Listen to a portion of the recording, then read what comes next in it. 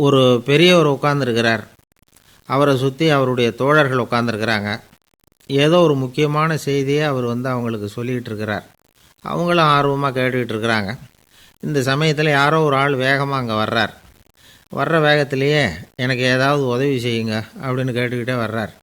கேட்குறது உதவி, ஆனால் குரல் மிரட்டுறது மாதிரி இருக்குது, அதட்டி கேட்குறது மாதிரி இருக்குது. இதை கேட்டதும் அந்த பெரியவர் ஆத்திரப்படலை, ஆனால் அவரை சுற்றி இருந்தவங்க ஆத்திரப்பட்டாங்க. இதை பெரியவர் கவனித்தார். கொஞ்சம் அமைதியாக இருங்கன்னார். வந்தவரை கூப்பிட்டார். அவருக்கு சில பொருள்களை கொடுத்தார். என்னங்க இப்போ உங்களுக்கு மகிழ்ச்சி தானே அப்படின்னார். ஆ அப்படின்னு அலட்சியமாக அவர் சொல்கிறார். நான் உங்களை நல்ல முறையில் நடத்தினேன்னா அப்படின்னு கேட்குறாரு அவர் மறுபடியும். அதெல்லாம் ஒன்றும் இல்லை அப்படின்னு சொல்லி அவர் சொல்லிகிட்டு இருக்கிறாரு. குரலில் கடுமை குறையில. சுற்றி இருந்தவங்களால் இதை பொறுத்துக்க முடியல. கோபத்தோடு அவரை நோக்கி நெருங்க ஆரம்பித்தாங்க. பெரியவர் அவங்களையெல்லாம் தடுத்து நிறுத்தினார். வந்தவரை வாங்க என்னோட அப்படின்னு சொல்லி அழைச்சிட்டு போனார். வீட்டுக்கு போனார். அங்கே போனதும் இன்னும் சில பொருள்களை எடுத்து அவர்கிட்ட கொடுத்தார். இப்போ திருப்தி தானே, நான் உங்ககிட்ட நல்ல முறையில் நடந்துக்கிட்டேனா அப்படின்னார். அவர் முகம் இப்போ தான் கொஞ்சம் மலர்ந்தது. ரொம்ப நன்றி, இறைவன் உங்கள் குடும்பத்துக்கு எல்லா நன்மைகளையும் செய்வான் அப்படின்னு சொன்னார். இதே வார்த்தைகளை என்னுடைய தோழர்கள்கிட்டே சொல்லிட்டீங்கன்னா அவங்க கோபம் தணிஞ்சிரும். வர முடியுமான்னார். கண்டிப்பாக வர்றேன் அப்படின்னாரு. மறுநாள் காலையில் அந்த இடத்துக்கு வந்தார். அதே மாதிரி சொல்லிவிட்டு அவர் போயிட்டார். தோழர்கள்லாம் ரொம்ப வியப்போடு பெரியவரை பார்த்தாங்க. அந்த பெரியவர் தான் நபிகள் நாயகம்.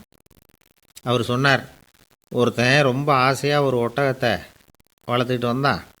ஒரு நாள் அந்த ஒட்டகம் கயத்தை அறுத்துக்கிட்டு ஓடி போயிட்டுது.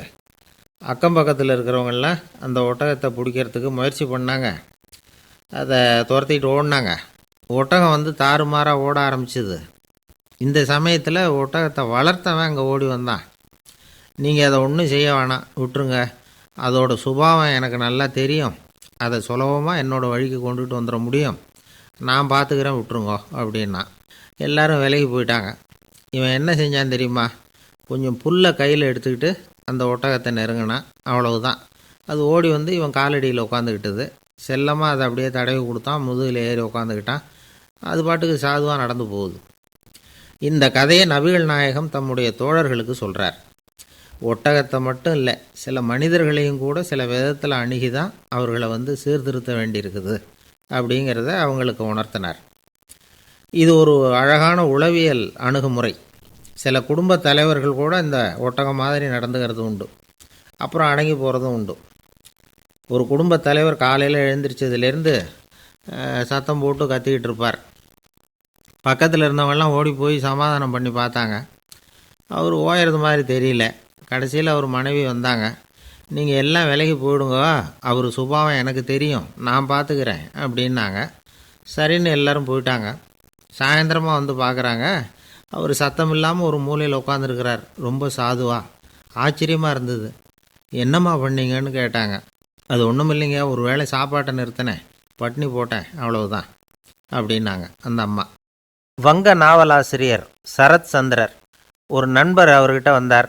வழக்கமாக எல்லா எழுத்தாளர்கள்கிட்டையும் கேட்குற ஒரு கேள்வியை கேட்டார். நீங்கள் எழுத்துத்துறைக்கு வந்தது எப்படி? இதுதான் கேள்வி. அதை தெரிஞ்சு என்ன பிரயோஜனம்னார் சரத் சந்திரர். சும்மா சொல்லுங்களேன், தெரிஞ்சுக்கிறேன் அப்படின்னார் வந்தவர்.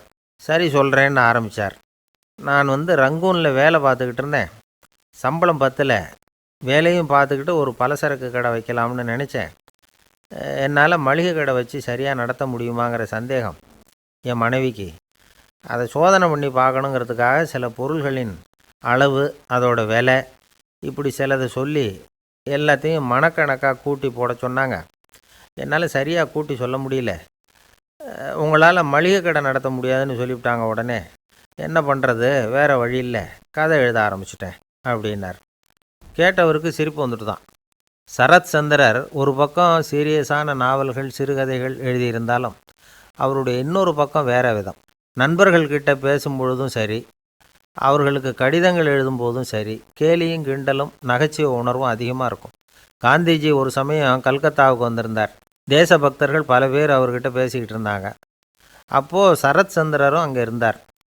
கிரண் சங்கர் ராய் அப்படிங்கிறவரும் அங்கே இருந்தார். அவர் சொன்னாராம், காந்திஜியோட பழகிய முதல் வங்காளி நான் தான். போயர் யுத்த காலத்தில் இவர் லண்டனுக்கு வந்திருந்தப்போ என்கிட்ட தான் வங்காள மொழி கற்றுக்கிட்டார் அப்படின்னாராம்.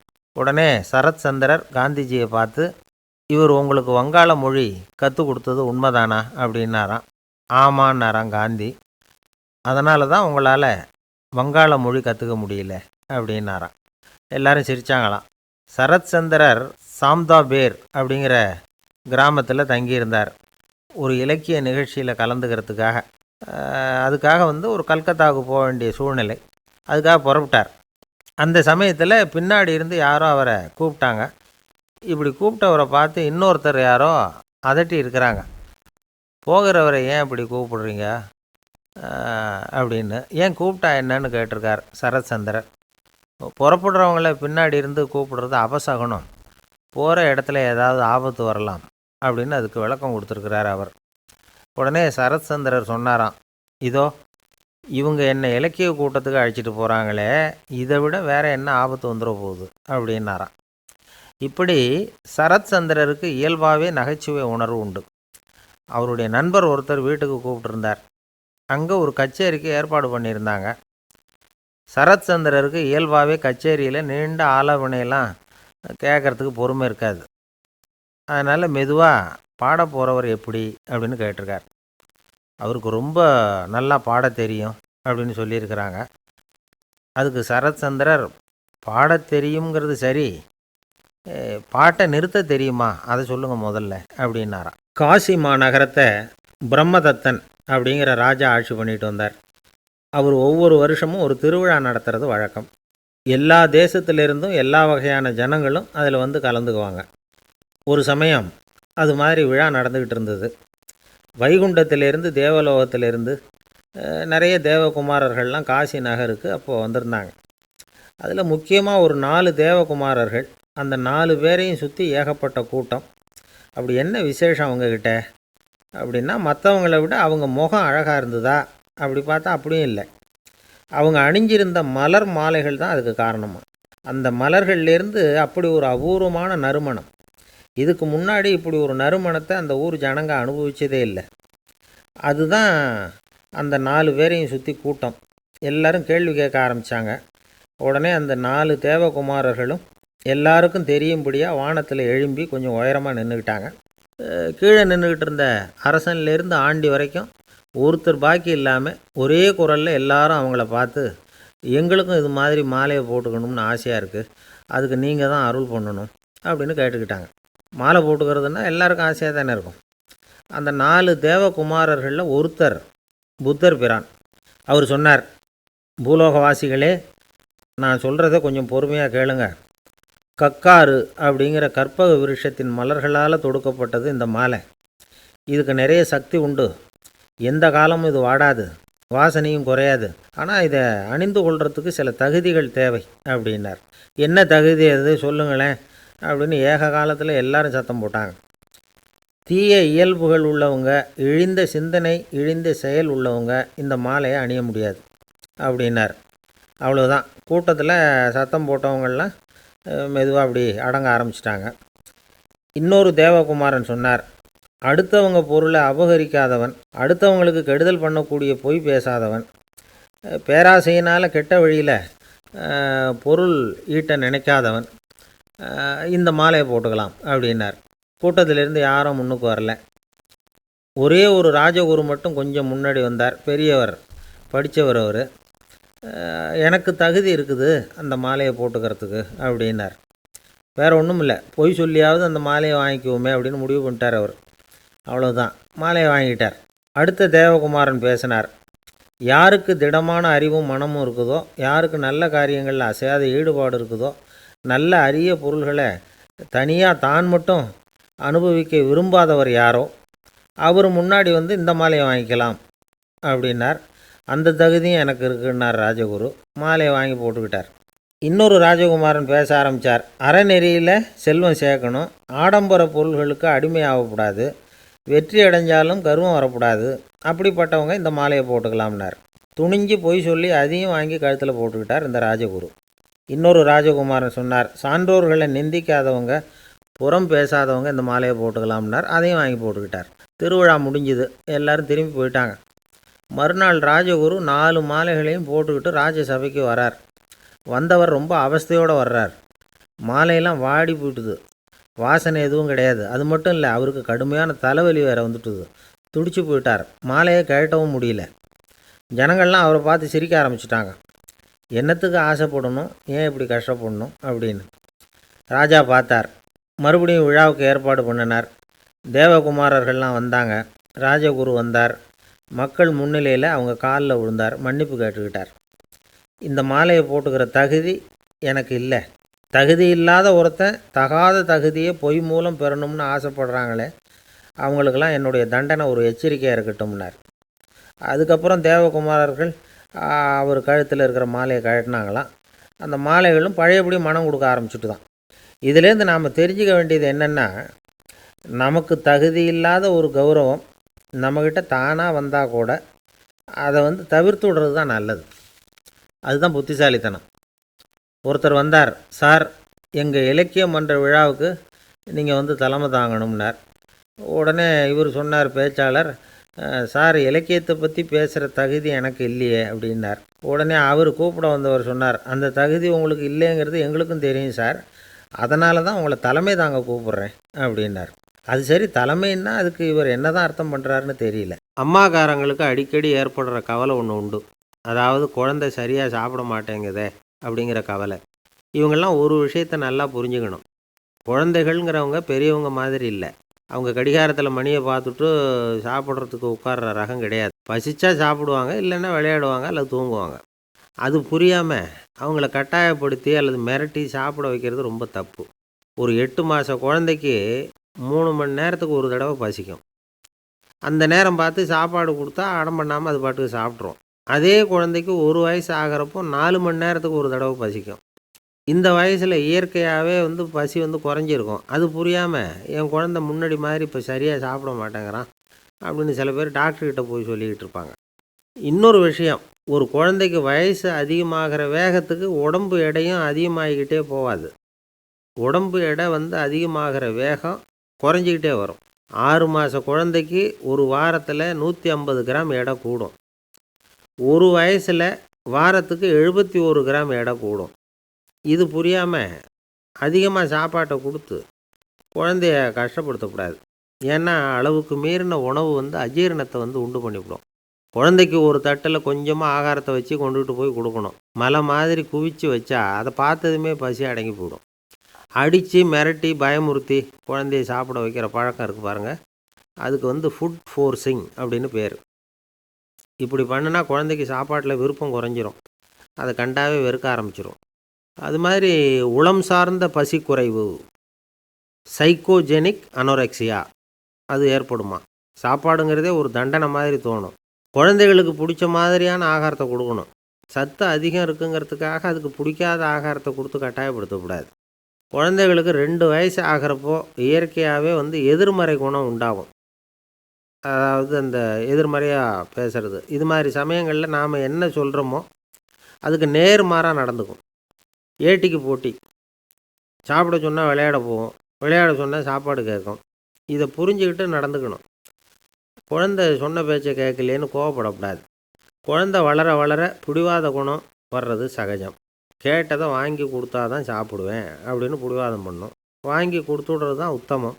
நீங்களும் அதுக்கிட்ட பிடிவாதம் பண்ணிகிட்டு இருக்கக்கூடாது. ஏன்னா கேட்டது கிடைக்கலையேங்கிற ஏமாற்றம் கூட குழந்தையோட பசியை குறைச்சிரும். கேட்டது கிடைச்சிட்டா பசி அதிகமாகும். கொடுத்ததை மலமலன்னு சாப்பிட்றோம்.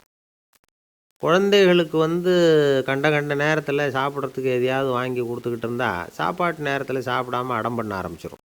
பள்ளிக்கூடம் போகிற பிள்ளைங்க காலை உணவை சரியாக சாப்பிட மாட்டாங்க. அச்சம், அவசரம், பரபரப்பு இதெல்லாம் தான் காரணம். பள்ளிக்கு புறப்படுறதுக்கு ஒரு 3/4 மணி நேரத்துக்கு முன்னாடியே சாப்பாடு போட்டுருங்க, அது சரியாக போடும். படிக்கிற குழந்தைகள் உடல் சோர்வு, மனச்சோர்வு இது காரணமாக கூட சாப்பிட மறுக்கிறது உண்டு. இப்போ உதாரணமாக சாயந்தரம் விளையாடி விட்டு வீட்டுக்கு வந்ததும் சாப்பிட சொன்னால் வேணாம்பாங்க. இது உடல் சோர்வு. ரொம்ப நேரம் வீட்டு பாடங்களை செஞ்சு முடித்த கையோடு சாப்பிட சொன்னாலும் அவங்களால சரியாக சாப்பிட முடியாது. இது உளச்சோர்வு, அதாவது மனச்சோர்வு. இதை தவிர குழந்தைகளுக்கு உடல்நல குறைவு ஏற்பட்டால் கூட சாப்பிட மறுக்கிறது உண்டு. சில மருந்து மாத்திரைகள் கூட பசியை குறைச்சிரும். அதனால் சரியாக தெரிஞ்சுக்கிட்டு குழந்தைகளை சாப்பிட வைக்கணும். அது புரியாமல் கையில் சாப்பாட்டு தட்டை வச்சுக்கிட்டு குழந்தைகளை விரட்டிக்கிட்டு அலையக்கூடாது. ஒரு சின்ன பையன் சொன்னான், எங்கள் அம்மா சாப்பாடு போடுறது தெரிஞ்சால் நான் உடனே வீட்டை விட்டு வெளியில் ஓடி போடுவேன் அப்படின்னா. ஏன் அப்படி பண்ணுறேன்னு கேட்டோம். எங்கள் அப்பா கூட அது மாதிரி தான் சார் பண்ணுவார் அப்படிங்கிறான். ஒரு கடைக்கு போனேன், 5 ரூபா பணத்தை எடுத்து கொடுத்தேன். ஒரு தினசரி பத்திரிக்கையை கேட்டேன். அவர் உடனே அங்கே அடுக்கி வச்சுருந்த பத்திரிக்கையில் ஒன்று எடுத்து என் கையில் கொடுத்தார். வாங்கிக்கிட்டேன். மீதி பணத்தை எடுத்தார். அதையும் என் கையில் கொடுக்கணும்ல, கொடுக்கல. எதிரில் இருந்த பலகையில் வச்சு எடுத்துக்க சொன்னார். எப்பவும் அவர் அப்படி தான் பண்ணுவார். நானும் எடுத்துக்கிட்டு வந்துடுவேன். இவர் ஏன் இப்படி பண்ணுறாருங்கிறது எனக்கு ரொம்ப நாளாக ஒரு சந்தேகம். ஒரு நாள் அவர்கிட்டயே இதை கேட்டுவிட்டேன். ஏங்க, நீங்கள் உங்கள் கடைக்கு பொருள்கள் வாங்குறவங்களுக்கு நீங்கள் பாக்கி சில்லறையை கொடுக்குறப்போ பலகையில் வச்சு விட்றீங்க, கையில் கொடுக்க மாட்டேங்கிறீங்களே, ஏன் அப்படின்னு கேட்டேன். காசை கையில் கொடுத்தா நம்மக்கிட்ட இருக்கிற லட்சுமி போயிடுவா சார் அப்படின்னார். அதாவது பணம் செலவாயிடும் அப்படின்னு அர்த்தமா. இன்னொரு நண்பர், அவர் ஒரு நாள் வழக்கத்துக்கு மாறாக ரொம்ப சோகமாக உட்காந்துருக்கிறார். ஏங்க என்னாச்சு, ஏன் இப்படி கப்பலே கவிழ்ந்தது மாதிரி உட்காந்துருக்குறீங்க அப்படின்னு கேட்டேன். கப்பலே கவிழ்ந்திருந்தா கூட நான் இப்படி கவலைப்பட மாட்டேன் சார், வேற ஒன்று நடந்து போச்சுன்னார். என்னன்னு கேட்டேன். என் உச்சந்தலையில் பல்லி ஒன்று விழுந்துட்டுதுன்னார். அதுக்காகவா இப்படி அப்படின்னு ஆச்சரியப்பட்டேன். ஆமாங்க, பல்லி உச்சந்தலையில் விழுந்தால் பலன் என்னன்னு பஞ்சாங்கத்தில் பார்த்தேன், மரணம்னு போட்டிருக்கு அப்படின்னு சொல்லிவிட்டு அவர் தொடர்ந்து கவலைப்பட ஆரம்பிச்சிட்டார். இப்படியும் ஒருத்தர், என் கூட வேலை பார்க்குற ஒருத்தர் எப்படி தெரியுமா, தினமும் வலது காலை வச்சு தான் ஆஃபீஸுக்கு உள்ளே நுழைவார். என்னைக்காவது தவறுதலாக இடது காலை வச்சு உள்ளே வந்துட்டார்னா அன்னைக்கு பூரா மனசு சங்கடப்படுவார். எந்த வேலையும் சரியாக ஓடாது. கேரம் போர்டு ஆடுற ஒருத்தர் எப்போ ஆட உட்காந்தாலும் ஸ்ட்ரைக்கரை கை தவறி கீழே விழுற மாதிரி பண்ணி அதுக்கப்புறம் அதை எடுத்துக்கிட்டு ஆட உட்காருவார். ஏன்னா எப்போவோ ஒரு தடவை நிஜமாகவே அது கை தவறி கீழே விழுந்திருக்குது. அன்னைக்கு பிரமாதமாக ஜெயிச்சுட்டார். உடனே ஒரு முடிவுக்கு வந்துட்டார், கை தவறுனா லாபம் அப்படின்னு. அதுக்கப்புறம் அதையே பழக்கமாக்கிக்கிட்டார். பூனை குறுக்க போனால் சகுனம் சரியில்லைன்னு நினைக்கிறவங்க உண்டு. ஆனால் ஒருத்தர் எப்படி தெரியுமா, அவர் வெளியில் கிளம்புற சமயம் பக்கத்து வீட்டு ரேடியோவில் மியாவ் மியாவ் பூனை குட்டின்னு பாட்டு சத்தம் கேட்டால் கூட போதும், சகனம் சரியில்லைன்னு பிரயாணத்தை கேன்சல் பண்ணிவிடுவார். இப்போ இவ்வளவும் எதுக்கு சொல்கிறோம்னா, அளவுக்கு மீறின சகுன நம்பிக்கைகள் இருக்குது பாருங்கள், இதோட பயமும் சேர்ந்துக்கிட்டதுன்னு வச்சுக்கோங்க, இது ஒருத்தருடைய மனநிலையை பாதிச்சிடும். இது உளவியல் நிபுணர்கள் சொல்கிற கருத்து. வாழ்க்கையே தடுமாற வச்சிரும். பாதுகாப்பு இல்லாத உணர்வு, ஒரு விதமான டிப்ரெஷன் மனநிலை, இதெல்லாம் தான் இதுக்கு காரணமாக அமையலாம். சில பேர் காய்கறி நறுக்க கத்தியை கையில் எடுத்தால் கூட நேரம் சரியாக இருக்கா அப்படின்னு பார்த்துட்டு தான் வேலையை ஆரம்பிக்கிறது வழக்கம். அறிவு தான் மனசுக்கு வாத்தியாராக இருக்கணும். அப்போ தான் வாழ்க்கை நிம்மதியாக இருக்கும். அறிவு மனசு சொல்கிறபடியெல்லாம் கேட்க ஆரம்பிச்சுட்டுதுன்னா இடைஞ்சல் தான். ஒருத்தருக்கு 7ஆம் நம்பர் தான் ராசியான நம்பரான். 7ஆம் தேதி தான் எந்த காரியத்தையும் ஆரம்பிப்பாராம். 7 எழுத்து வர்றது மாதிரி பேரை மாற்றி வச்சுக்கிட்டார். 7 மணிக்கு தான் தினமும் எழுந்திருப்பார். 7ஆம் நம்பர் வீட்டில் தான் குடியிருக்கார். கல்யாணம் கூட 7ஆம் தேதி தான் பண்ணிக்கிட்டார். அவர் ஒரு நாள் குதிரை பந்தயத்துக்கு போனாராம். குதிரையோட பேரையெல்லாம் பார்த்தார். ஒரு குதிரையோட பேர் 7 எழுத்தில் அமைஞ்சிருந்தது. 7 தானே இவருக்கு அதிர்ஷ்ட நம்பர். அதனால் உடனே அது பேரில் பணத்தை கட்டினார். பந்தயம் நடந்தது. என்ன சார் ஆச்சுன்னு கேட்டாங்க. நான் பணம் கட்டின அந்த என்னோட குதிரை 7ஆவதாக சேர்ந்தது சார் அப்படின்னாராம் சோகமாக. ஒரு மனுஷனுக்கு 3 விதத்தில் கர்வம் உண்டாகிறதுக்கு வாய்ப்பு உண்டு. பணம், பதவி, புகழ். பணம் அதிகமாக வந்தால் கர்வம் வரலாம். பதவி பெருசாக வந்துட்டுதுன்னா கர்வம் வரலாம். புகழ் அதிகமாக போனாலும் கர்வம் வரலாம். இந்த 3 வகையான கர்வத்துக்கும் இடம் கொடுக்காமல் இருக்கிறாங்க பாருங்கள், அவங்க தான் சிறந்த மனிதர்கள். ஒரு பெரிய பொறுப்பில் இருக்கிறவங்களுக்கு கர்வம் வந்துடக்கூடாது. அப்படி வந்துட்டுதுன்னா அது எல்லாருக்கும் இடைஞ்சல். ஒரு ராஜா இருந்தார். அவர் ஒரு நாள் தன்னுடைய தலைநகரத்தை சுற்றி வந்துக்கிட்டு இருந்தார். ஒரு இடத்துல ஒரு அழகான நிலத்தை பார்த்தார்.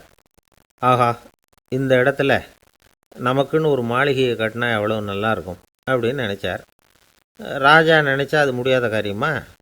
சரி, இந்த நிலம் யாருக்கு சொந்தம்னு விசாரிங்க அப்படின்னார் பக்கத்தில் இருந்தவங்கக்கிட்ட. அவங்கெல்லாம் ஓடி போய் விசாரித்தாங்க. அந்த இடம் ஒரு வயசான கிழவிக்கு சொந்தம், வயசான அம்மாவுக்கு சொந்தமாக. அந்த அம்மா தான் அதில் ஒரு குடிசையை போட்டு குடியிருந்துகிட்டு இருக்கிறாங்க.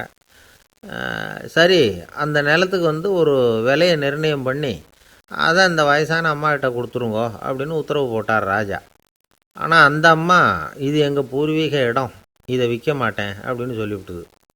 சரி 2 பங்கு விலை கொடுக்குறோம்னு சொல்லி பாருங்க அப்படின்னாங்க.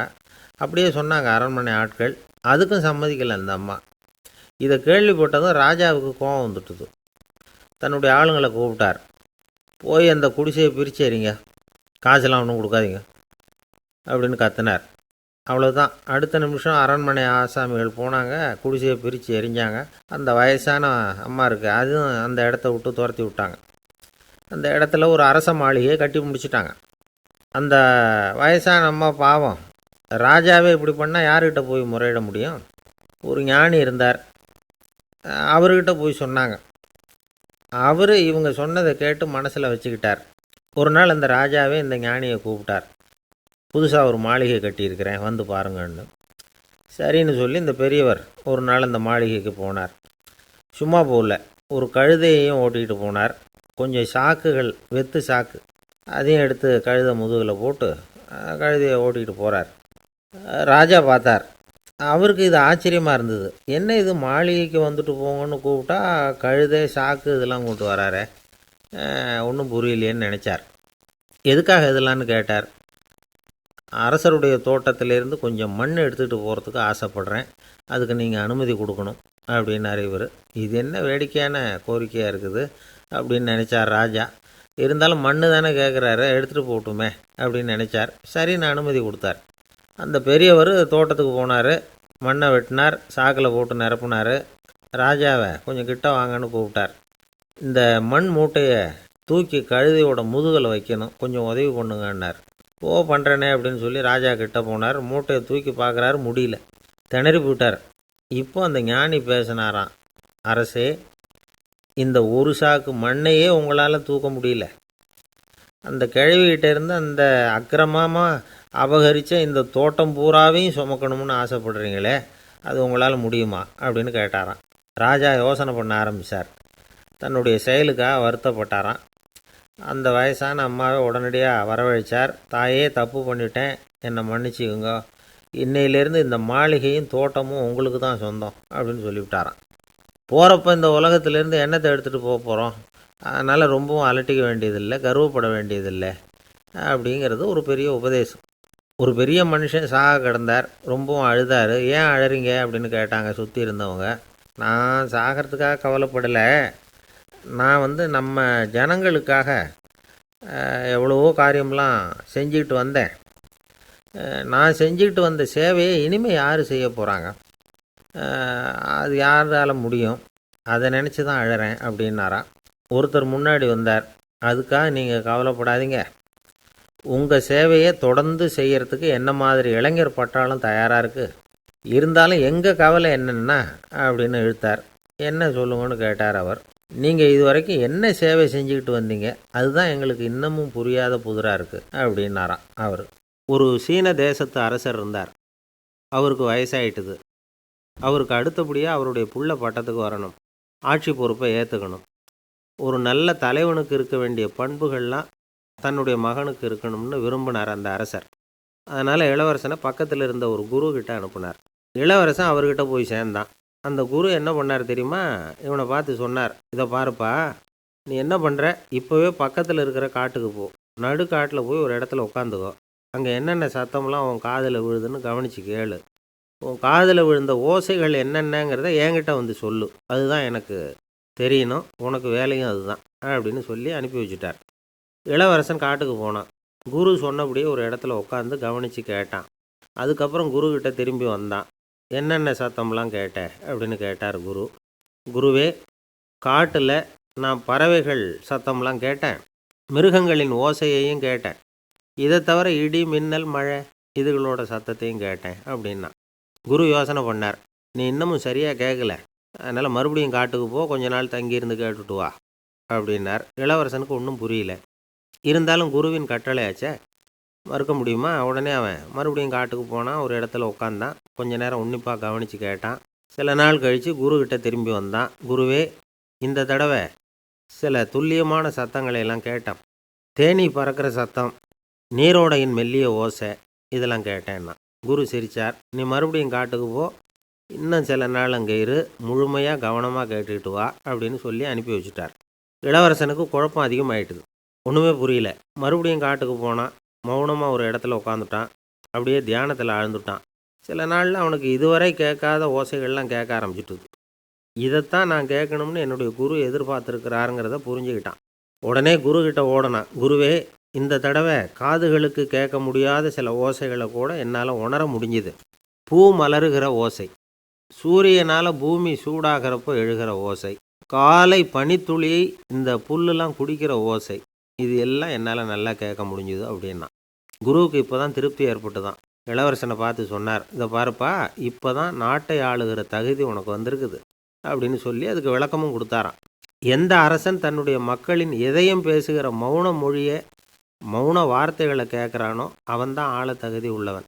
எந்த அரசன் தன்னுடைய மக்களின் உணர்ச்சிகளை உண்மையாக உணர்றானோ அவன்தான் முதன்மையான அரசன். போலி வார்த்தைகளை மட்டும் கேட்டுட்டு பல மௌன ராகங்களை காதில் வாங்கிக்காதவன் அரசனே இல்லை. எந்த நாட்டில் எப்போ ஒரு அரசன் தன்னுடைய மக்களின் உணர்ச்சிகளை கேட்க மறுக்கிறானோ அன்னையிலேருந்தே அந்த நாடு அழிய தொடங்குது அப்படின்னு அர்த்தம். இதுதான் அந்த குரு இளவரசனுக்கு போதிச்சது.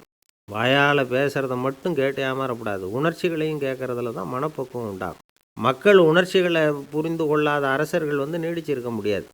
அது மாதிரி நாடுகளில் அடிக்கடி குழப்பம் தான் உண்டாகும். அப்படி இருந்தால் அடிக்கடி ஆட்சி மாறிக்கிட்டு இருக்கும். அப்படிப்பட்ட ஒரு தேசம், அங்கே ஒரு சிறைச்சாலையில் 3 கைதிகள் பேசிக்கிட்டு இருந்தாங்க. ஒருத்தன் சொன்னான், நான் இந்த நாட்டு ராஜாவை எதிர்த்து பேசிக்கிட்டு இருந்தேன், அதனால் என்னை பிடிச்சி கொண்டாந்து இங்கே போட்டுவிட்டாங்க அப்படின்னா ஒருத்தன். இன்னொருத்தன் சொன்னான், நான் இந்த நாட்டு ராஜாவை ஆதரித்து பேசிக்கிட்டு இருந்தேன், அதனால் என்னை பிடிச்சி கொண்டாந்து இங்கே தள்ளிவிட்டாங்க அப்படின்னா. அது சரி, நீ என்ன தப்பு பண்ண அப்படின்னு சொல்லி 3வது ஆளை பார்த்து இவங்க கேட்டாங்க. அதுக்கு அந்த ஆள் சொல்கிறான், நான் தான் இந்த நாட்டு ராஜா அப்படின்னானா. ஒரு நாள் ஒரு தகப்பனார் தன்னுடைய பிள்ளையை அழைச்சிட்டு வந்தார். சார், இவன் சரியாக படிக்க மாட்டேங்கிறான், பெரியவங்களை மதிக்க மாட்டேங்கிறான், நீங்கள் கொஞ்ச நாள் இவனுக்கு குருவாக இருந்து நல்ல விஷயங்களை சொல்லி கொடுத்தா தேவையில்லைன்னார். பெரியவங்களையும் மதிக்காதவன் எப்படி என்ன மதிக்க போகிறான் அப்படிங்கிறது நமக்கு யோசனை வரும் இல்லையா? வேணாங்க, என்னை விட்டுருங்க அப்படின்னோம். அவர் விட மாட்டேன்னு விட்டார். இல்லைன்னா அவரே சிஷ்யன் ஆகிடுவார் போல இருந்தது. சரி, வேறு வழி இல்லாமல் அந்த பையனையே என்னுடைய சீடை நான் ஏற்றுக்கிட்டு உபதேசம்லாம் பண்ண ஆரம்பித்தோம். அதாவது குரு பக்தின்னா அது எப்படி இருக்கணுங்கிறத பற்றி சொல்லி கொடுத்தோம் அவனுக்கு. சதமகர் அப்படின்னு ஒரு குரு இருந்தார். அவருக்கு ஒரு சீடர். அவன் பேர் துளசி சைதன்யன், நைஷ்டிக பிரம்மச்சாரி. தன்னுடைய குருவுக்கு எந்த நேரத்தில் எது தேவைங்கிறத புரிஞ்சுக்கிட்டு சேவை செய்கிறவன். ஆனால் இவனை பற்றி மற்ற சீடர்களுக்கு பொறாமை வந்துட்டுது. இவன் மட்டும் இப்படி இருக்கானேன்னு உடனே குருக்கிட்ட போய் கோல் மூட்டினாங்க. அவன் சரியில்லை, அவன் நடந்துக்கிறது சரியில்லை, அப்படி இப்படின்னு எதையாவது சொல்லி. இருந்தாலும் இதையெல்லாம் அந்த குரு நம்பலை. அவருக்கு தெரியும் யார் யார் எப்படின்னு. துளசி சைதன்யன் பெருமையை மற்ற சீடர்களுக்கு உணர்த்தணும் அப்படின்னு நினச்சார். அதுக்கு ஒரு வழி பண்ணார். ஒரு நாள் சீடர்களை எல்லாம் கூப்பிட்டுக்கிட்டு ஒரு காட்டு வழியாக போய்கிட்டு இருந்தார். அங்கே ஒரு பெரிய மலை அருவி கொட்டிக்கிட்டு இருந்தது. குரு சீடர்கள் பக்கம் திரும்பினார். இந்த மலையின் மேலே இருந்து அந்த படுபாதாளத்தில் குதிக்கிறதுக்கு உங்களில் யார் தயார் அப்படின்னு கேட்டார். ஒரு சீடனும் வாயை திறக்கலை, ஒதுங்கி நின்றுக்கிட்டாங்க. பின்னாடி மூட்டை முடிச்சோடு வந்துக்கிட்டு இருந்தான் துளசி சைதன்யன். அவனை பார்த்தார். தப்பாருப்பா, நீ மேலே இருந்து அந்த அருவியில் குதி அப்படின்னார். அப்படியே செய்கிறேன் சுவாமின்னா ஓடி போய் பொத்துன்னு குதிச்சுட்டான். அடுத்த கணமே குருநாதர் தன்னுடைய யோக சக்தியால் பறந்து போய் அவன் கீழே விழுந்துடாமல் தாங்கி பிடிச்சி கொண்டுக்கிட்டு வந்துட்டார். மற்ற சீடர்களுக்கெல்லாம் ஒரு மாதிரி ஆயிட்டுது. அடுத்தபடியாக என்ன பண்ணலாம்னு யோசித்தாங்க இவனை மாட்டி விடுறதுக்கு. ஒரு நாள் வெத்தலை அடிக்கிற ஒரு சின்ன உரலையும் உலக்கையையும் எடுத்து ஒளிய வச்சுட்டாங்க. சதமகர் சன்னியாசி இல்லை, அவர் வெத்தலை போடுவார். பல்லு சரியில்லை, அதனால் இடித்து தான் வெத்தலையை போடணும். திடீர்னு வெத்தலை பாக்கு கேட்டார். வழக்கமாக உரலில் இடித்து தர்றது தான் துளசியின் பழக்கம். உரலை தேடினா கிடைக்கல, என்ன பண்ணுறது? குரு கேட்டுவிட்டாரே, குரு சேவை தானே முக்கியம். என்ன பண்ணால் வெத்தலை பாக்க தன்னுடைய வாயில் போட்டு முன்னும் அதை எடுத்து அவர்கிட்ட கொடுத்துட்டான். குரு எதையோ படிச்சுக்கிட்டே அதை வாங்கி வாயில் போட்டுக்கிட்டார். துளசி, இன்றைக்கி தாம்பூலம் நல்லா இடிக்கப்பட்டிருக்கு, ருசியாக வேறு இருக்குது, அதை இடித்த பாத்திரத்தை என் கண்ணால் பார்க்கணும்னு ஆசையாக இருக்குன்னு விட்டார். அதை மட்டும் அனுப்பி போய் நீ வர வேண்டான்னு வேற சொல்லிவிட்டார். இதை கேட்டதும் துளசி தவிச்சு போயிட்டான். இவன் போகாமல் எப்படி வாயை மட்டும் அனுப்பி வைக்க முடியும்? இவன் தவிக்கிறத பார்த்ததும் மற்ற சீடர்களுக்கெல்லாம் மனசுக்குள்ளே ரொம்ப சந்தோஷம். துளசி கொஞ்சமும் யோசிக்கலை. வாழை எடுத்தான், தன்னுடைய தலையவே அப்படியே அறுத்து வெட்டி எடுத்தான். இன்னொரு சீடங்கிட்ட கொடுத்துட்டான், எடுத்துகிட்டு போன்னு சொல்லி. கொண்டுட்டு போய் குரு முன்னாடி வைக்கிறாங்க.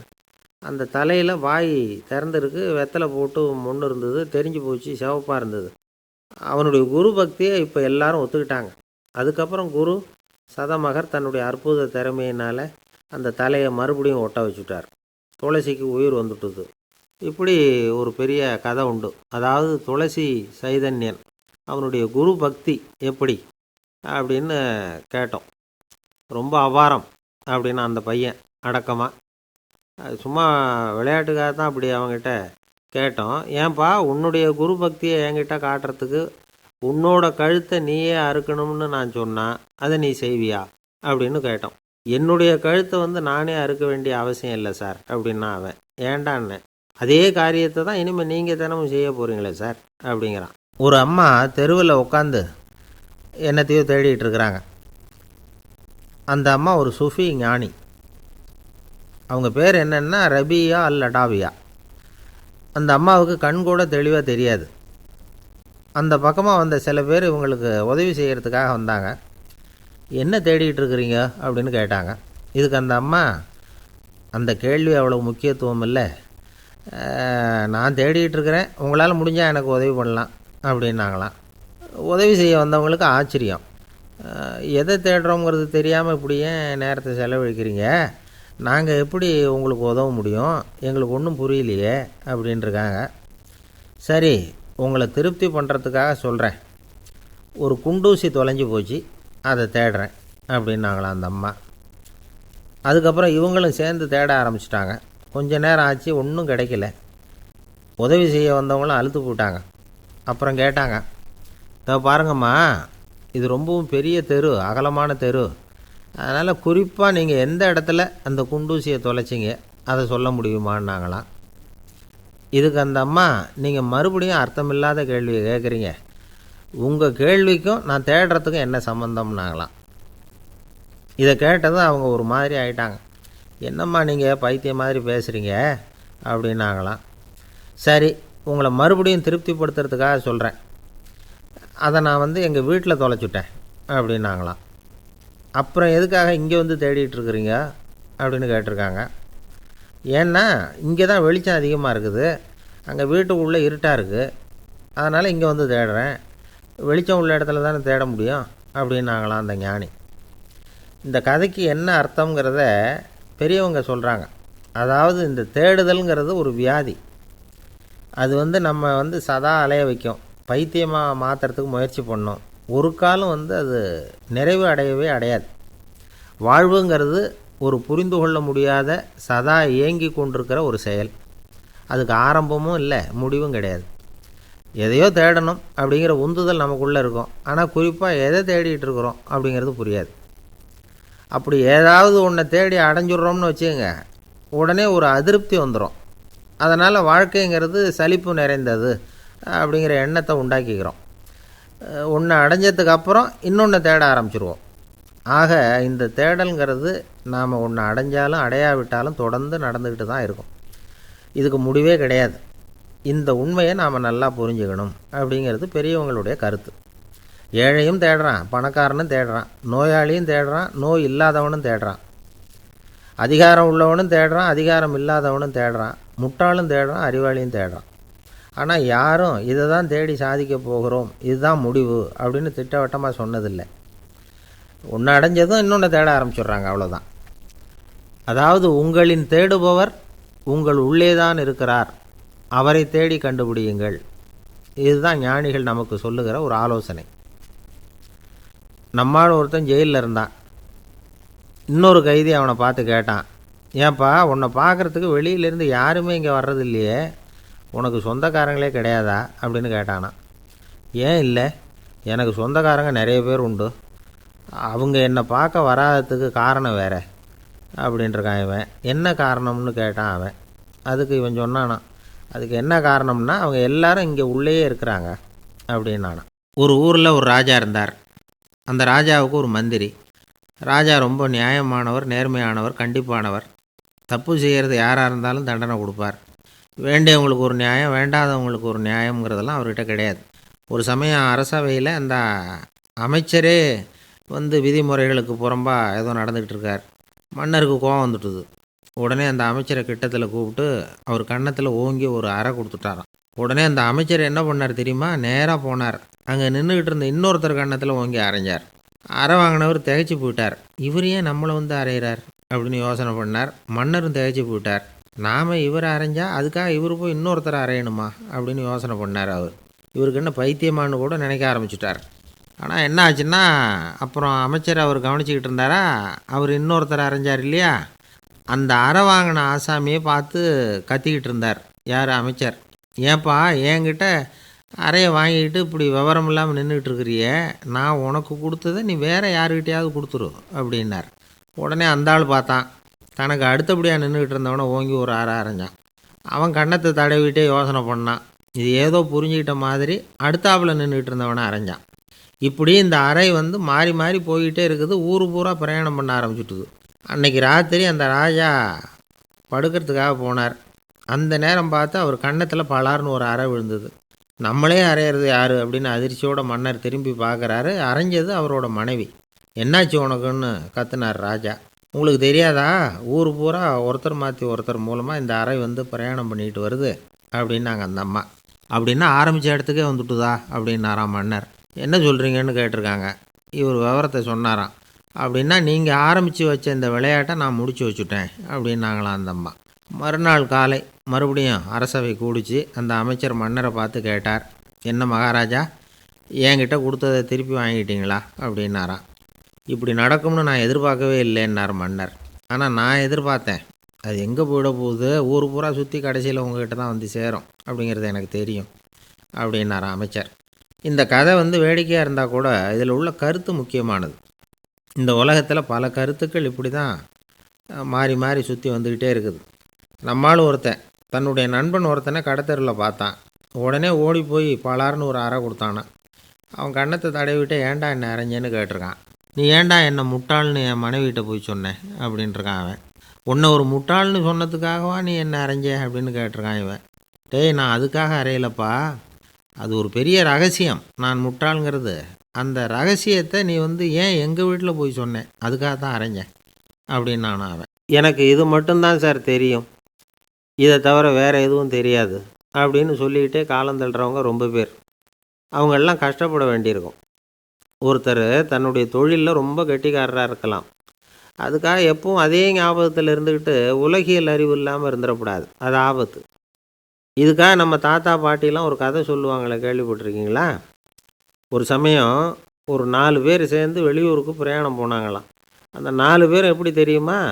ஒருத்தர் வந்து வேதாந்தி, இன்னொருத்தர் சங்கீத வித்வான், 3வது ஆள் வைத்தியர், 4வது ஆள் ஜோசியர். இவங்க 4 பேரும் நண்பர்கள். அதனால் சேர்ந்து புறப்பட்டாங்க. வழியில் ஒரு ஊரில் தங்கினாங்க. இருட்டி போச்சு. அதனால் இன்றைக்கி ராத்திரி இங்கேயே தங்கி இருந்துட்டு நாளைக்கு புறப்படலாம் அப்படின்னு தீர்மானம் பண்ணாங்க. சாப்பாட்டுக்கு என்ன பண்ணுறது? அங்கேயே கடத்தெருவுக்கு போய் சாமான்லாம் வாங்கியாந்து சமைச்சு சாப்பிட்லாம்னு முடிவு பண்ணாங்க. 4 பேர் இருக்கிறதுனால ஆளுக்கு ஒரு காரியமாக செய்யலாம் அப்படின்னு வேலையை பிரிச்சுக்கிட்டாங்க. வைத்தியர் வந்து கரிகாய் வாங்க போனார். வேதாந்தி வந்து எண்ணெய் வாங்க போனார். ஜோசியர் வந்து பலசரக்கு வாங்க போனார். சங்கீத வித்வானுக்கு சமைக்கிற வேலை. எல்லாம் சரி. ஆனால் நடந்தது என்ன தெரியுமா? கடைத்தெருவுக்கு காய்கறி வாங்க போனார்ல வைத்தியர், அங்கே போய் மார்க்கெட்டில் பார்த்தார். ஒவ்வொரு கறிகாயாக எடுத்து பார்த்தார். இது பித்தம், உடம்புக்கு ஒத்துக்காது, இது வாயு, உடம்பு ஒத்துக்காது அப்படின்னு ஒவ்வொன்றா தள்ளினார். கடைசியில் ஒன்றுமே தேரல. வெறுங்கையோடு திரும்பி வந்துக்கிட்டு இருக்கிறார். எண்ணெய் வாங்க போனார் வேதாந்தி. அவர் ஒரு தொன்னையில் எண்ணெயை வாங்கினார். பேசாமல் அதை எடுத்துகிட்டு வர வேண்டியது தானே, முடியல.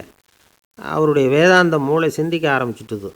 இந்த தொன்னைக்கு எண்ணெய் ஆதாரமா அல்லது எண்ணெய்க்கு தொன்னை ஆதாரமா அப்படிங்கிற ஆராய்ச்சியில் இறங்கினார். என்னாச்சு தெரியுமா? அப்படி கவுத்து பார்த்தார். வாங்கின எண்ணெய் பூராவையும் வழியில் கொட்டிவிட்டு வெறும் தொன்னையோடு வந்து சேர்ந்தார். பலசரக்கு வாங்க போனார் ஜோசியர். அவர் ஒரு வழியில் பார்த்தாரு. வழியில் வந்தவங்களெல்லாம் அங்கங்கே ஒரு மரத்தடியில் உட்கார வச்சு அவங்களுக்கெல்லாம் ஆர்வம் சொல்ல ஆரம்பிச்சிட்டார். அப்படி ஒவ்வொருத்தராக சொல்லி முடிச்சுட்டு கடத்தருக்கு போய் சேர்ந்தார். இவர் அங்கே போய் சேர்றதுக்குள்ளே ரொம்ப நேரம் ஆகிட்டுது. கடையெல்லாம் பூட்டிவிட்டு போயிட்டாங்க. என்ன செய்கிறது? அவரும் வெறுங்கையோடு திரும்பி வந்து சேர்ந்தார். சரி, இவங்க கதை தான் இப்படி ஆச்சு. அங்கே சமைக்கிறதுக்காக உட்காந்துருந்தார் சங்கீத வித்வான். அவர் கதை என்னாச்சு தெரியுமா? அங்கே அவர் அடுப்பை பற்ற வச்சு ஒலையை கொதிக்க வச்சார். அதாவது ஒரு பானையில் தண்ணியை ஊற்றி அடுப்பில் வச்சார். அது கொதிக்க ஆரம்பிச்சுது. தண்ணி கொதிக்கிற சத்தம் இருக்குதுல்ல, அது இவருக்கு தாளம் போடுறது மாதிரி இருந்தது. ஒரே குஷி, பாட ஆரம்பிச்சிட்டார். பாடிக்கிட்டே உற்சாகமாக கையில் இருந்த கரண்டியால் அந்த பானையில் தட்டினார், தாளம் போடுறதா நினச்சிக்கிட்டு. அவ்வளவுதான், பானை பட்டுன்னு உடஞ்சி போச்சு. தலையில் கையை வச்சுக்கிட்டு அவரும் உட்காந்துட்டார். எந்த தொழில் தெரிஞ்சாலும் சரி, அதை புத்திசாலித்தனமாக பயன்படுத்த தெரியலன்னா ஆபத்து தான். அதுக்காக தான் இந்த கதை. ஒரு பஸ்ஸு டிரைவர் ரொம்ப கெட்டிக்காரரு. பஸ்ஸை ரொம்ப திறமையாக ஆபத்து இல்லாமல் ஓட்டினதுக்காக பரிசுலாம் வாங்கினவர். அவரே ஒரு படகு ஓட்டுறதுக்காக அழைச்சிட்டு போயிருக்கிறாங்க, மோட்டார் படகு. அதையும் ரொம்ப திறமையாக தான் ஓட்டிகிட்டு போயிருக்கிறாரு. நடுக்கடலில் போனதும் படகு நின்று போச்சு. மோட்டாரில் ஏதோ கோளாறு. என்ன செய்யலாம் அப்படின்னு அந்த டிரைவரை கேட்டிருக்கிறாங்க படகுல இருந்தவங்கெல்லாம். அப்போ அவர் சொன்னாராம், கவலைப்படாதீங்க, ஒன்றும் பிரச்சனை இல்லை, எல்லோரும் கொஞ்சம் கீழே இறங்கி பின்னாடி தள்ளுங்க, மோட்டார் ஸ்டார்ட் ஆகிடும் அப்படின்னாராம். ஒரு ஜென் துறவி, அவருக்கு ரொம்ப வயசாகிட்டுது, கடைசி காலம். நண்பர்களெல்லாம் கூப்பிட்டார். நண்பர்களே, நான் வித்தியாசமான முறையில் சாகணும்னு ஆசைப்பட்றேன், அதுக்கு ஏதாவது யோசனை சொல்லுங்களேன் அப்படின்னு கேட்டாராம். நண்பர்கள் சிரித்தாங்க. என்ன பேச்சு பேசுகிறீங்க, சாவறதுங்கிறது என்ன விளையாட்டு கத்தனமான காரியமா அப்படின்னு கேட்டிருக்காங்க. அந்த துறவி கொஞ்ச நேரம் யோசனை பண்ணார். அப்புறம் கேட்டாராம், இது வரைக்கும் யாராவது நடந்துக்கிட்டே இறந்துருக்குறாங்களா அப்படின்னாராம். எல்லாரும் இல்லைன்னாங்களாம். ஒருத்தர் மட்டும் சொல்லியிருக்கார், அப்படியும் ஒருத்தர் இறந்துருக்கிறதாக ஒரு கதையில் படிச்சிருக்கிறேன், ஒரு ஞானியால் தான் அப்படியெல்லாம் செய்ய முடியும் அப்படின்னு அவர் சொன்னாராம். சரி, அப்படின்னா அந்த முறை நமக்கு வேணாம், நின்றுக்கிட்டே யாராவது உயிரை விட்டுருக்காங்களா அப்படின்னு விசாரித்தாராம். அப்படியும் ஒருத்தர் இறந்துருக்கிறார் அப்படின்னாங்களாம். மறுபடியும் அந்த துறவி யோசனை பண்ணியிருக்கிறார். ஏதாவது வித்தியாசமான முறையில் நாம் போகணும் அப்படிங்கிறது அவருடைய விருப்பம். மனிதன் எப்படி வாழ்கிறானோ அப்படி இறப்பது தான் நல்லது. சரி, யாராவது தலைகீழாக யோகம் செய்யும் நிலையில் இறந்துருக்கிறாங்களா அப்படின்னு விசாரித்தாராம். நண்பர்கள் சிரித்தாங்க. தலைகீழாக நின்னபடி இறந்ததாக நாங்கள் கேள்விப்பட்டதே இல்லை, அது முடியாத காரியம் அப்படின்ட்டுருக்காங்க. இப்போ அந்த துறவிக்கு திடீர்னு உற்சாகம் வந்துட்டுது. உடனே எழுந்திரிச்சார், தலைகீழாக நின்னார், அப்படியே உயிரை விட்டுட்டார். அவ்வளோதான். அந்த மடாலயத்தில் ஒரே குழப்பம், எப்படி அவரை கீழே இறக்கி படுக்க வைக்கிறது அப்படின்னு புரியல. இப்படி உயிர் விடுறதை பற்றி அவங்க இது வரைக்கும் கேள்விப்பட்டதும் இல்லை. உண்மையிலேயே இவர் இறந்து தான் போனாராங்கிறதும் தெரியல. சோதித்து பார்த்தாங்க. இதய துடிப்பு, நாடி துடிப்பு எல்லாம் நின்று போயிருந்தது.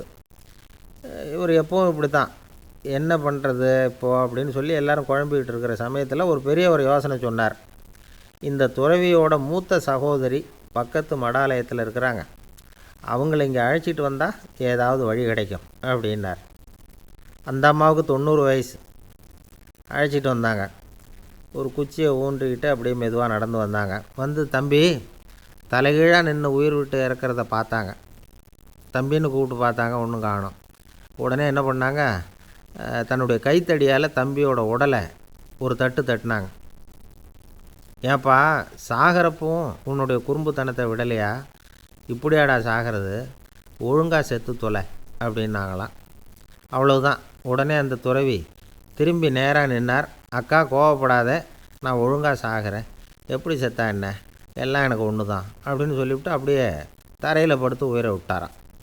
அதுக்கப்புறம் அந்த அம்மா கோலை கையில் எடுத்துக்கிட்டு அப்படியே திரும்பி கூட பார்க்காம அவங்க பாட்டுக்கு போயிட்டாங்களாம். மரணத்தை ஒரு விளையாட்டாக ஆக்கிய அந்த துறவிக்கு வாழ்க்கையே ஒரு விளையாட்டாக தான் இருந்திருக்குது. எந்த நோக்கமும் இல்லாமல் செயல்படுறதுன்னா என்னங்கிறதும் அவருக்கு தெரிஞ்சிருக்குது. பயனை எதிர்பார்க்காம பணி செய்து வாழ்ந்து மறைந்த மகான் அவர். தம்முடைய தொழிலை விளையாட்டு போல் செய்ய தெரிஞ்சவருக்கு வாழ்க்கையே ஒரு விளையாட்டாக மாறிடும். எல்லாமே விளையாட்டாகி விடுகிற போது மரணமும் விளையாட்டாகிவிடும் அப்படிங்கிறது தான் அந்த தத்துவம். ஆனால் அதுக்கு முன்னாடி உங்களுக்குள்ளே இருக்கிற உண்மையான நடிகனை நீங்கள் அடையாளம் கண்டுபிடிக்கணும். நீங்கள் நடிக்க வேண்டியதே இல்லை, நீங்கள் ஏற்கனவே நடிச்சுக்கிட்டு தான் இருக்கிறீங்க. நீங்கள் இந்த உண்மையை தெரிஞ்சுக்கணும், அவ்வளவுதான். இதுதான் ஞானிகளுடைய கருத்து. நீங்கள் தெருவில் நடந்து போயிட்டுருக்கிறீங்க, எதிரில் வர்றவர் உங்களை பார்த்து எப்படி இருக்கிறீங்கன்னு கேட்குறார். நல்லா இருக்கிறேங்கிறீங்க. உண்மையிலேயே நாம் நல்லா இருக்க மாட்டோம், ஏதாவது உடம்புல கோளாறு இருக்கும். ஆனால் அப்படி சொல்லுவோம், நல்லா இருக்கிறேன் அப்படின்னு. அது நடிப்பு தானே. உங்களை சந்தித்ததில் ரொம்ப மகிழ்ச்சி அப்படின்னு சொல்கிறோம். உடனே கொஞ்சம் நிதானமாக யோசித்து பாருங்கள், உண்மையிலேயே உங்கள் மனசு மகிழ்ச்சி அடைஞ்சுட்டுதா? அது நடிப்பு தானே. வாழ்க்கையை சரியாக புரிஞ்சுக்கிட்டால் எல்லாமே நடிப்புங்கிறது புரியும். கல்யாண பத்திரிக்கை அனுப்பியிருந்தேனே, ஏன்டா வரலன்னு கேட்டான் ஒருத்தன். வந்திருந்தேனே அப்படின்னானா இவன். டேய், ஏன்டா போய் சொல்கிற, நான் பத்திரிக்கையே உனக்கு அனுப்பலையே அப்படின்ட்டுருக்கான் அவன். அதுக்கு இவன் சொன்னானா, பத்திரிக்கை அனுப்புனேன்னு நீ போய் சொல்கிறப்போ கல்யாணத்துக்கு வந்தேன்னு நான் போய் சொல்லக்கூடாதா அப்படின்னானா. ரொம்ப நாளைக்கு முன்னாடி ஒரு நாள் கோவலன் நாடகம் நடந்தது. எங்கள் மதுரையில் நடந்தது. அதில் ஒரு முக்கியமான கட்டம். கண்ணகி கிட்ட சிலம்பை வாங்கிக்கிட்டு அதை விற்கிறதுக்காக மதுரை நகருக்கு புறப்படுறான் கோவலன். அந்த சமயத்தில் கண்ணகி பாடுற மாதிரி ஒரு நாடக பாடல் நாடக ஆசிரியர் எழுதினது. அது என்ன பாட்டுன்னா, மா பாவியோர் கூடி வாழும் மதுரைக்கு மன்னா போகாதீர் என்று அப்படின்னு ஆரம்பிக்கும் அந்த பாட்டு. இதுதான் அந்த பாட்டு. இதை கண்ணகி மேடையில் பாடின உடனே கூட்டத்தில் சலசலப்பு. நம்ம ஊர்லேயே நமக்கு முன்னாடியே நின்றுக்கிட்டு மா பாவியோர் கூடி வாழும் மதுரை அப்படின்னு சொல்கிறாங்களே, என்ன தைரியம் அப்படின்னு எல்லாம் குழப்பம் பண்ண ஆரம்பிச்சிட்டாங்க. மக்கள் சத்தம் போட ஆரம்பிச்சிட்டாங்க. எதிர்ப்பு குரல் அது பாட்டுக்கு வர வர அதிகமாக போட்டுது. கொண்டுக்கிட்டு வா அந்த நாடக ஆசிரியரை, எழுதுனது யார் அப்படின்னு ஒரே சத்தம், கூச்சல். வேறு வழி இல்லை. மெதுவாக மேடைக்கு வந்தார் அந்த நாடக ஆசிரியர். 4 பக்கத்திலிருந்தும் கேள்வி கணைகள். மக்களை பார்த்து கொஞ்சம் அமைதியாக இருங்கோ அப்படின்னு சொல்லிவிட்டு தன்னுடைய விளக்கத்தை சொல்ல ஆரம்பித்தார் அந்த நாடக ஆசிரியர். மா அப்படின்னு சொன்னால் திருமகளாகிய லட்சுமி அப்படின்னு அர்த்தம். பா அப்படின்னா கலைமகளாகிய சரஸ்வதி. வி அப்படின்னா மலைமகளாகிய பார்வதி. மா பாவியோர் அப்படின்னா திருமகளும் கலைமகளும் மலைமகளும், இவங்க மூவரும் அப்படின்னு அர்த்தம். இந்த 3 பேரும் வாழ்கின்ற மதுரை புனிதம் நிறைந்தது, சகல செல்வங்களும் நிறைஞ்சது. அப்படிப்பட்ட ஊரில் நான் அணிந்து கொள்ளும் இந்த சாதாரண சிலம்பை யார் வாங்கிக்குவாங்க அப்படிங்கிற எண்ணத்தோடு தான் கண்ணகி அப்படி சொல்கிறா. அதை நினச்சி தான் நான் எழுதினேன். ஆகவே மதுரையை ரொம்ப சிரமப்படுத்தணும், ரொம்ப மோசமாக எழுதணும் அப்படிங்கிற எண்ணம்லாம் எனக்கு கிடையாது. பெருமைப்படுத்தணும்னு நினச்சி தான் அப்படி எழுதினேன் அப்படின்னு விளக்கம் கொடுத்தாராம். இந்த விளக்கத்தை கேட்டதும் எல்லாரும் ரொம்ப சமாதானம் ஆகிட்டாங்களாம். இப்படி விளக்கம் கொடுத்த அந்த நாடக ஆசிரியர் யார் தெரியுமா? அவர் தான் தமிழ் நாடக உலகின் முதல் ஆசான் சங்கரதாஸ் சுவாமிகள். அவருக்கு நகைச்சுவை உணர்வும் அதிகம். 1920ஆம் ஆண்டு திருநெல்வேலியில் அவர் தங்கியிருக்கிறார் நாடகம் நடத்துறதுக்காக. அவர் தங்கியிருந்த வீட்டில் கொசு மூட்டைப்பூச்சி அதிகமாக இருந்திருக்கு. அவரால் தூங்கவே முடியல. அவர் அனுபவித்த தொல்லைகள் ஒரு பாட்டாக உருவாச்சு. வேடிக்கையாக ஒரு பாட்டு எழுதினாராம். மூட்டையும் கொசுவும் ஒரு வீட்டிலே மீட்டிங் போட்டால் முன்னே நிற்க யாரால் முடியும்? கொசு மோகன ராகம் போல சத்தம் போட்டு முன்னே நின்று செய்திடும் யுத்தம். இதை மறுநாள் நாடகத்தில் கோமாளி வேஷம் போட்ட ஒரு சிறுவனை விட்டு பாட வச்சுருக்கார். எல்லாரும் சிரித்து ரசித்தாங்களாம். சங்கரதாஸ் சுவாமிகள் கல்யாணமே பண்ணிக்கல, துறவி மாதிரியே வாழ்ந்திருக்கார். தமிழ் நாடக கலைக்கு தன்னையே அர்ப்பணம் பண்ணிக்கிட்டவர் அவர். 1922 நவம்பர் மாதத்தில் ஒரு நாள் புதுச்சேரியில் அவர் வாழ்க்கை முடிஞ்சுது. அப்போ அவருக்கு வயசு 55. சங்கரதாஸ் சுவாமிகள் நாடக ஆசிரியர் மட்டும் இல்லை, மேடை நாடக இயக்குனர், தயாரிப்பாளர். அவரே ஒரு சிறந்த நடிகர். ஒரு தடவை சாவித்திரி நாடகத்தில் இவர் யமதர்மனாக வேஷம் போட்டு நடிச்சிருக்கிறார். நாடகம் பார்த்துக்கிட்டு இருந்த கருவுற்ற ஒரு பெண்மணிக்கு பயத்தினால அங்கேயே குழந்தை பிறந்துட்டு தான். அந்த நிகழ்ச்சிக்கு அப்புறம் இவர் இந்த வேஷம் போடுறப்போலாம் ஜனங்களுக்கு முன்கூட்டியே எச்சரிக்கை கொடுக்க ஆரம்பிச்சிருவாராம். அதாவது அப்படி யாராவது பயப்படுறவங்க இருந்தால் கொஞ்சம் கண்ணை மூடிங்க அல்லது எழுந்திரிச்சு போடுங்கன்னு. நடிப்புன்னா அப்படிலாம் இருக்கணும்.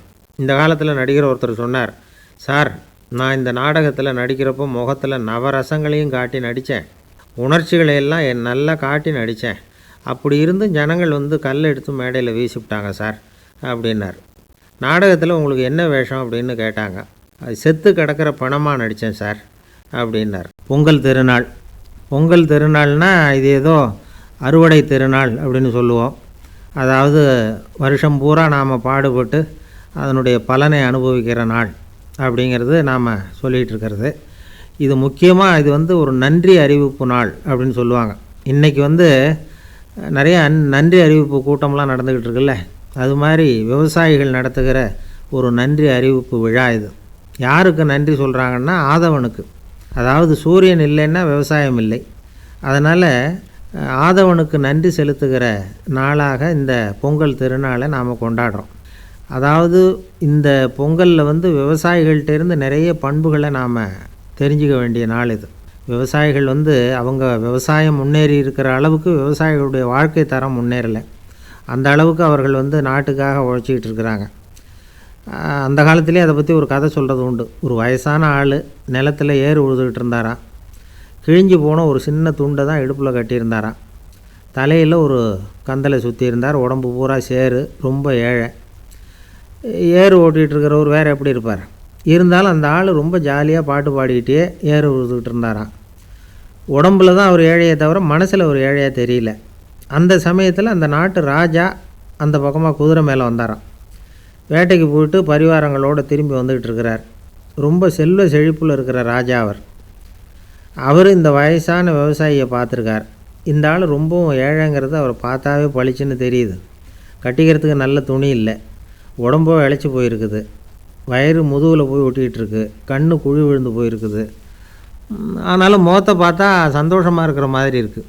இவ்வளோ உற்சாகமாக பாடிக்கிட்டு இருக்கிறாரே அப்படின்னு ஆச்சரியமாக நினச்சி பார்த்தார் அந்த ராஜா. சரி, அவர்கிட்ட கொஞ்சம் பேச்சு கொடுத்து பார்க்கலாம் அப்படின்னு முடிவு பண்ணார். ஐயா பெரியவரே, இப்படி கொஞ்சம் வர முடியுமான்னாராம். பொழுது போகிறதுக்குள்ளே நான் இந்த வயல் பூரா உழவு ஓட்டி ஆகணும், அதனால் பேசுகிறதுக்கு நேரம் இல்லை அப்படின்னாராம் அந்த பெரியவர். என்ன அவ்வளவு அவசரமாக? மீதி இருந்தால் நாளைக்கு உழுதக்கூடாதா? அது சரி, உனக்கு எத்தனை ஏக்கர் நிலம் இருக்குது அப்படின்னு விசாரிச்சிருக்கார் ராஜா. எனக்குன்னு சொந்தமாக உள்ளங்கை அளவு கூட நிலம் கிடையாது. இது எங்கள் முதலாளியோட நிலம்.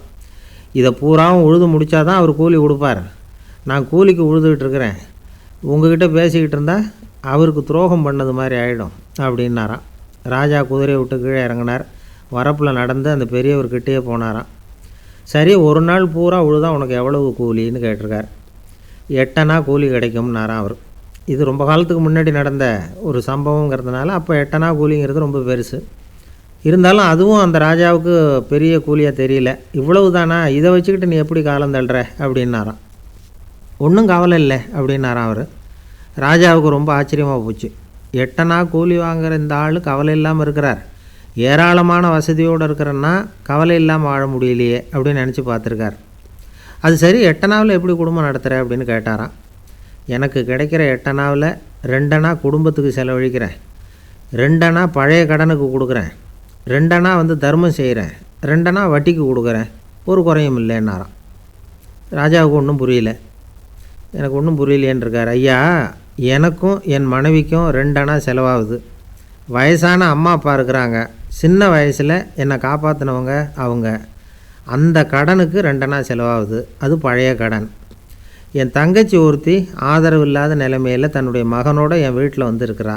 அவளுக்கும் அவள் மகனுக்கும் 2 அணா செலவு பண்ணுறேன், அது தர்மம். எனக்கு 2 பிள்ளைங்க இருக்கிறாங்க, அவங்களுக்கு 2 அணா செலவு பண்ணுறேன், அது வட்டிக்கு கொடுக்குறது மாதிரி. பிற்காலத்தில் அவங்க எங்களை காப்பாற்றுவாங்க. அந்த வகையில் நான் திருப்தியோடு வாழ்ந்துக்கிட்டு இருக்கிறேன் அப்படின்னாராம். ராஜாவுக்கு அர்த்தம் புரிய ஆரம்பிச்சுதான். அந்த பெரிய நிலத்தை விலை கொடுத்து வாங்கி அந்த பெரியவருக்கே தானமாக கொடுத்துட்டாராம். இப்போ உழுதவருக்கே நிலம் சொந்தமாயிட்டுது. அன்னையிலேருந்து அரசனுக்கும் ஆறுதல் கிடைச்சிதான். இப்படி ஒரு கதை சொல்லுவாங்க. 8 அணா வருமானத்தை வச்சுக்கிட்டு எப்படி காலத்தை தள்ளுறதுன்னு சொல்கிறதுக்காக இந்த கதையை சொல்கிறதாக யாரும் தப்பாக நினச்சிக்கக்கூடாது. கிடைக்கிறத எப்படி பங்கு போடுறார், எப்படி திருப்தியாக வாழறார் அப்படிங்கிறது தான் முக்கியம்.